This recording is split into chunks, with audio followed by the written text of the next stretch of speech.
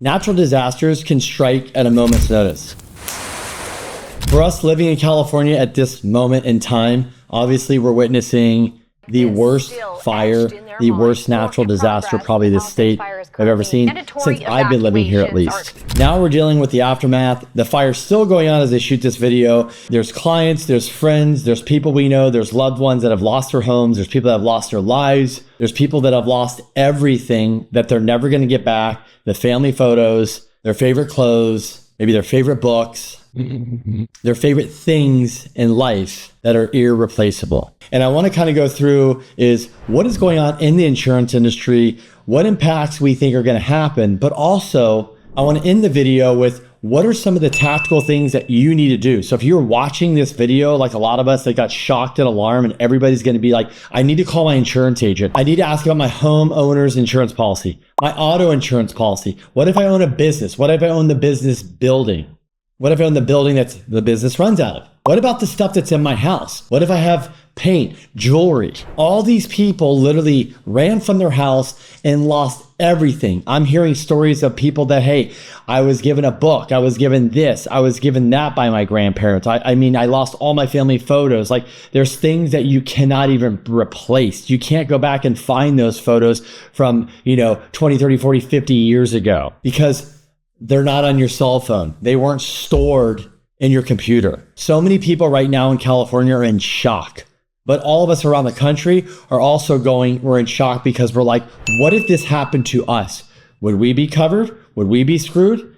And as of right now, we don't know who is going to come in and front this bill. There's disasters in Florida and North Carolina that happened. I mean, Florida had 2 hurricanes hit it in this last year. These states that are around here that might get 0 natural disasters and nothing really happens, we're all starting to see our insurance go up. We're seeing our car insurance, our business insurance, house insurance. If you have commercial real estate, it's going up. Everything is going up through the roof. It's starting to make deals not happen. It's actually making people not buy homes.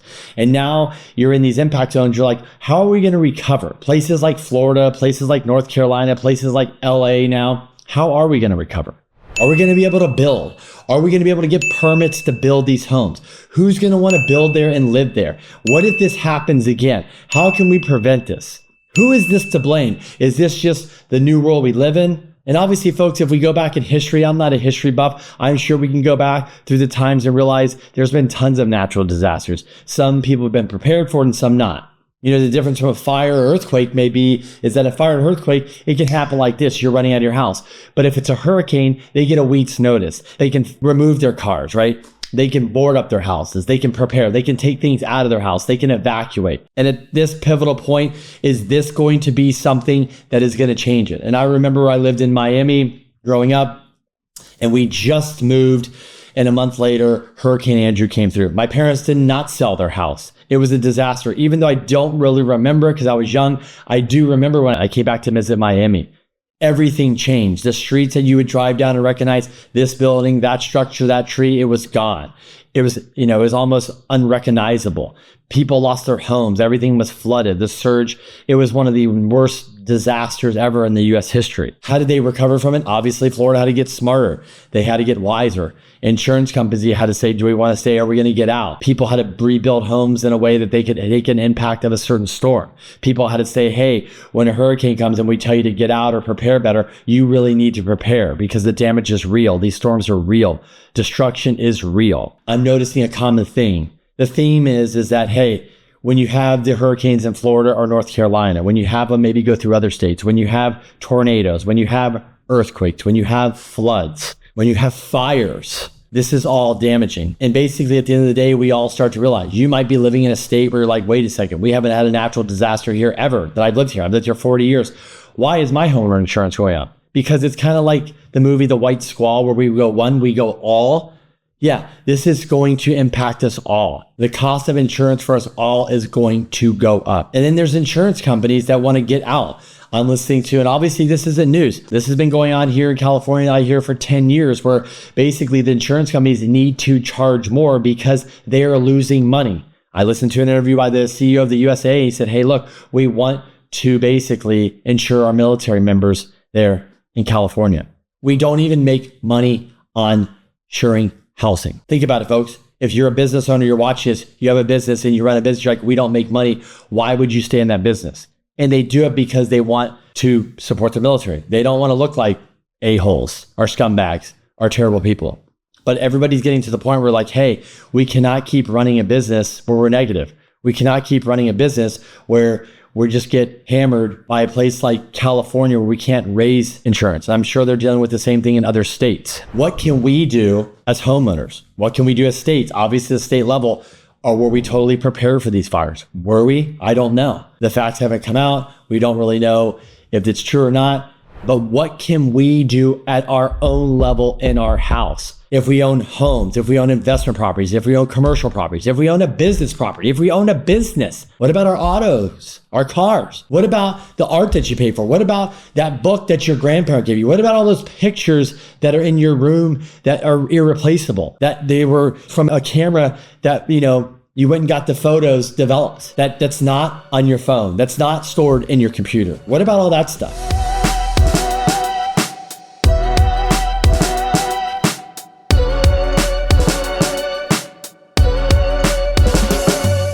By the way, guys, if we've never met, my name is Kenny Simpson. I focus on 1-4 unit financing. I've been doing this about 20 years, helping 5,000 clients. And if I can help you, just let me know. But look, I come on here, I do content. I'm one of the bigger content creators in the mortgage space because I just want to provide intel to you. I want to help you. I really do. I'm passionate about helping people. I'm passionate about what I do, as you can see. But I'm also, when there's something comes up, and it's in the industry, I want to talk about it, I want to share about it, and I want to hopefully maybe give you 1, 2, or 3 tips. You might have heard all these tips before because I'm sure there's so much stuff out there. I am sure people are calling their insurance companies left and right and asking, do I have the right coverage? Oh my gosh, there's so many conversations going on. But as we sit here, I want to make sure that you're covered. I want to make sure that, hey, are you crossing your T's and dotting your I's? The conversations I've had with insurance agents that I've worked with for a long, long time, what are they saying about? What are they saying you should do? What are they saying that you and I should do? What we should look for? So I'm going to go through some of that stuff right now, but I wanted to jump in here and cover some of the stuff and give you my thoughts and what I'm seeing and what I'm hearing. And the reality of the situation is something needs to change for sure. And I'm guessing the government's going to have to come in and figure out how to change this. There's a lot of smart people in this country, and that we just need to focus on this. We need to put our brains together. We're going to have to put money towards it. These companies to figure out, how do we do insurance better? Is there a better way? And yes, I agree. If you're living in a state and you've had 0 claims, 0 deductions, 0 anything, and you're like, why am I getting charged more? It's fine. But you could also be in that state where nothing's happened to you ever, and all of a sudden your house burns down. Your house, earthquake hits, a flood hits. Those people in North Carolina that their whole city up there washed away, they didn't expect that. Here in the LA, I'm hearing stories that people had insurance with big companies like State Farm and Allstate and things like that, where they paid 20, 30, 40 years to the same company, and their insurance just got canceled. They never had a claim. They never filed a claim. Their house never burned down. Nothing ever happened. They paid in all that money and then they got dropped and their house burned down. And unfortunately, these houses are worth a lot of money, but it doesn't matter because somebody lost a life, somebody lost all their stuff, and somebody lost their house. And that means somebody has to uproot their life and move somewhere else. Could you imagine? I've never been through that. We moved out of Florida, like I told you. We didn't go through that. It was out of sight, out of mind. My parents just dealt with it, sold the house. We were here in California. If we were there in Miami, I would have gotten through it. I would have known more. Do I know? I know tons of people. I have tons of people that live in Florida. They've been going through this their whole lives. We have people here that are affected right now. So let's go through some tactical things. And I'm going to go through your homeowners, your car, your business, and things like that. What to look out for, what to make sure you're covered. You should definitely be getting on the phone with your insurance company and going through your coverage, or making sure you know how to read your policy. Why not have a quick 10, 20, 30-minute call with your insurance broker? Do it for you, your family, so you don't have these problems and crises like people are dealing right now that were underinsured, that didn't even look at their policy, didn't think about it. Some people might have thought, shit, the payment didn't go through, they didn't pay for the policy. So one of the things I'm hearing when it comes to homeowner insurance that we're dealing here with California, is just like your auto insurance, is why they're raising rates, is because the cost of everything went up. Exactly. Why did they raise your insurance on your car? Because if you get in a wreck, the cost to fix the car is 30% more than it was before the pandemic. Why? Labor, materials, the list goes on, folks. Obviously, when you're building a house, regulation, red tape, time, energy. Who wants to rebuild a house? It's a pain in the ass, especially here in a state like California. It could take up to 5-7 years because you have coastal, you have red tape, it's unbelievable. Think about it. Think about what they're going to have to deal with. The cost to rebuild your house. So right now, a lot of people are insured up to $300 a square foot. And I'm hearing change that. You need to be at a minimum of $500 a square foot. Pacific Palisades, let's take an example. A lot of those homes that are nice, the multi-million-dollar homes, they're going to be to reconstruct places like that because of the architect, maybe where it is in the hills and all that. It could be $1,000 a square foot. But sure, if you're insured for $300, you're short $700. Where's the money going to come from per square foot? Who's going to bill you out? So number one, the cost to replace, but also the price per square foot. What is that number? Make sure you realize, what is it? Go talk to some builders. Go talk to some people. Your insurance agent should know, hey, whose house burned down? Who house flooded? Who had to rebuild their house that you know? What did that cost? What does their house look like? Is it like mine? The same finishes? Same architect? Same plan? So is 300 enough? Is 500 enough? Is 1,000 enough? I don't know. Check on that. You want to look at guarantee replacement. So you want to go into the replacement cost, how much to rebuild the house, and get into depth. If you remember, I'm not an insurance person. That's what you want to focus on, number one, with your insurance person. Also, what is the recommended replacement cost? What is the cash value? What does this all mean? When you look at your policy, you need to make sure you understand it in English. So go through that. Also, what about additional structures? What do you mean, Kenny? What about a detached garage? What about a shed? What about fences? What about the stuff on the outside? What if you have a nice backyard with all this stuff and a pool house? Is that covered?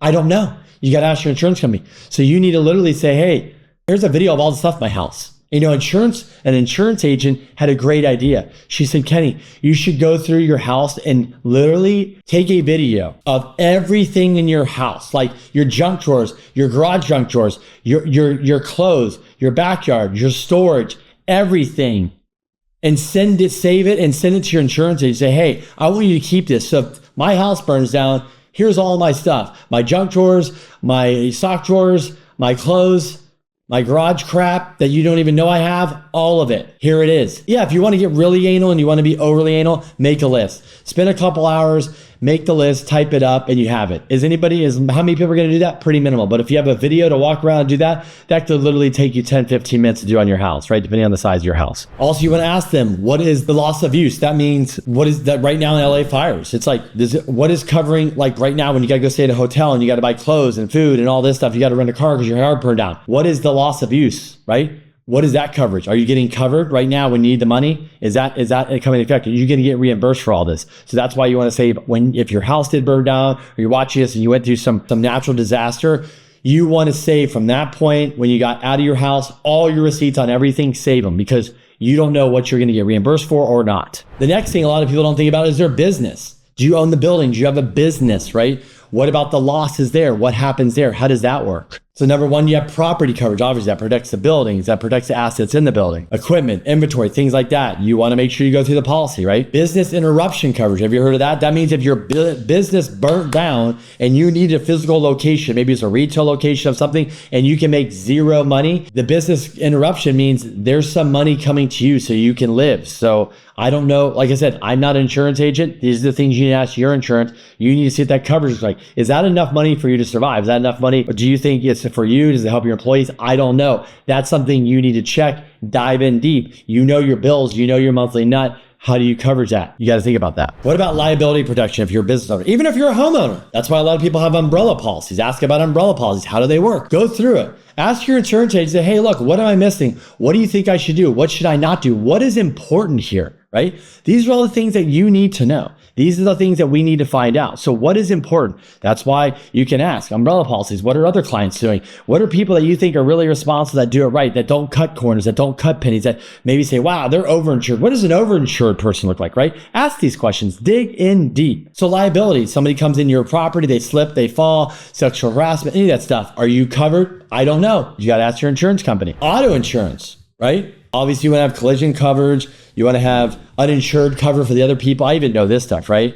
You might want to have, like I said, I have umbrella policy that's on top of mine in case something happens. So if somebody's going to sue me, you got a few $1,000,000 bucks there, whatever it is, depending on what you got going on in your life, your net worth, what you hold, whatever it is, you got to have different stuff. And guys, it's usually for a minimal amount. That's the crazy thing. And so when something happens, you're like, oh my God, I could have paid $20 more a month and been covered.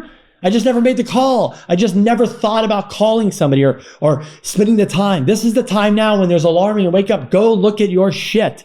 Go look at your insurance policy. Look at it all. Spend the time, spend the hour, turn off the phone, turn off Netflix. Do this. It's so important because you're not going to, when your house burns or somebody slips or somebody happens, it's not. I've been doing loans for 20 years, folks. You don't think we've had clients that were underinsured? You don't think we have clients that had investment properties, had people, independent contractors that were not insured, fall off a ladder and they got sued? You don't think I have the stories. They're real. Whoops. I didn't have the insurance, Kenny. You told me to get it, Kenny. You told me to call. This happens all the time, folks, every day, all day. Go call your insurance agent and say, hey, give me some horror stories. They'll scare the crap out of you. They'll wake you up. Look, I get it. We're like, we don't want to pay all this money. I get it. So you have to pick and choose. I get it. Nobody wants to be overinsured. Go talk to an injury attorney. You really want to get scared? Go talk to them. If you really want to make sure you're covered, they'll tell you should be insured to the hill because if you hit my client or something happens, I'm going to come after you. Rental reimbursement. Like I just said, if your car just got burned, you don't have a car and you got to go rent one, what does that look like? Are you covered? Are they going to give you money back? These are the things you need to know. Also ask your agent, hey, when I put in claims and this happens, what's a typical turn time with this company or this company or this company? Give me examples. Like, this is the time to get real, right? And look, guys, we're going to go into some stuff here that's just simple, dumb, but obviously you own a home. I'm going to read off some stuff here that obviously we need to pay attention to, like places. Protective steps to protect yourself around your home: wildfire mitigation, clear brush and debris, maintain defensible safes, flood preparation, elevate appliances, install sump pumps, hurricane storm preparation, reinforce windows, secure loose outdoor items. Obviously, if you have hurricane shutters, that's great. If not, you put up wood. Like I said, just give the copy to your insurance. I know people that literally say, hey, they gave the insurance company, like, here's a file folder with the videos, and then here's another file folder. I emailed you and I uploaded all the receipts. So if something happened, you have it. So if it happens, I already gave it to you. There's just people proactive, When it comes to your business, when it comes to your home, take inventory, take a video, send it to your insurance person. If there's big items, save receipts. Easier said than done. We're reminding ourselves here. So obviously, for your business, also to back up data, back up information, back up client databases. You got to develop a disaster plan if something does happen. So all these things we can go through. So I'm just trying to tap you of things to remind us all while we're going through this shock and all these fires. It wakes us up. It's a sobering moment and we're all thinking about this stuff. So maybe we can all go spend a few hours on it and just get this stuff tidied up with our insurance agent and just knock it off the list and be done with it. Okay, so if you did go through a disaster, you lost your home, let's say you haven't gone through a disaster. Let's say you never have, but let's say all of a sudden you wake up and something happens to your car or a fire breaks out or a flood or something happens. What are the steps you can take? Number one, you want to be prompt with filing your claim. I'm hearing even if people didn't know their house burned down, file the claim. Just act like it did. Get in line. If it didn't, fine. Maybe some damage happened, not. Get going with it. Number two, temporary housing, things like that. You're going to have to find it. You're going to get reimbursed. So you got to figure that out right away. Number three, the one thing I heard too, is a great one, is turn off SDG&E, your gas, your electric, can the bills, stop the bills, make sure it's all turned off. Contact the power companies, the gas companies, things like that. Number four, adjust property taxes. If your house burned down or something happened, you can call them and say, hey, look, I don't have a house. It's on the land. You need to change my tax rate like now. Number five, if you need it, seek local help. Obviously, there's FEMA. There's tons of stuff popping up here in California. If you need the help, it's there. Go seek it. People are being helpful. People are, trying to help out with rentals and short-term rentals and giving discounts and things like that. So seek the help that's out there because people do want help in times of need. And look, the last thing I want to say is for the final points here is you do want to do a review of your policy annually if you think about it, because things can change. Companies can drop you. Know your deductibles and manage them accordingly. Have your insurance broker's contact information and ask them, how would I contact you in an emergency situation? What's the best way to do it? And proactively try to give them the video and receipts and things like that to list in your house. If they're going to be your insurance broker for a while, just have it. They can save it in a file. And that way, if something does happen to you and they need it, they're like, how about you lost the laptop? You got to go get and send it to them. It's on that disk. They just have it. They're ready to go. They can start the process immediately, because when shit hits the fan, you want to move quickly. And look, if I can help, let me know. If you watch this video, you've been impacted by any natural disaster, especially here in California, the fires. We're trying to help wherever we can. In any way. So anyways, I hope this video finds you well. I know it comes at a time where it's not great news, but it's just a reality check for all of us that we need to pay attention. We need to know what's going on. And please, If you found this video valuable and you know somebody that's being impacted or a family member, you say, hey, share this with your kids, your parents, associates. I would appreciate it. Any comments below, let me know. And also, I'd love you to subscribe to my channel so you will be notified when videos like this come out. Anyways, thanks so much. Have a great day.